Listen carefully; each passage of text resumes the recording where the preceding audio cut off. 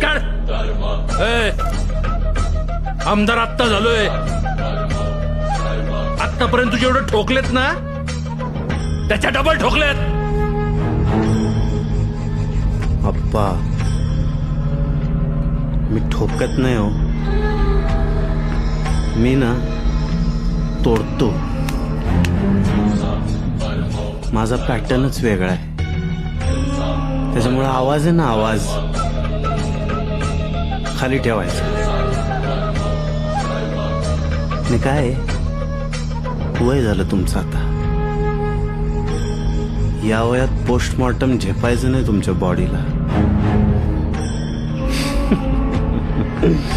बघा, मांडवली बादशाह बनू नका, अप्पांची कृपा.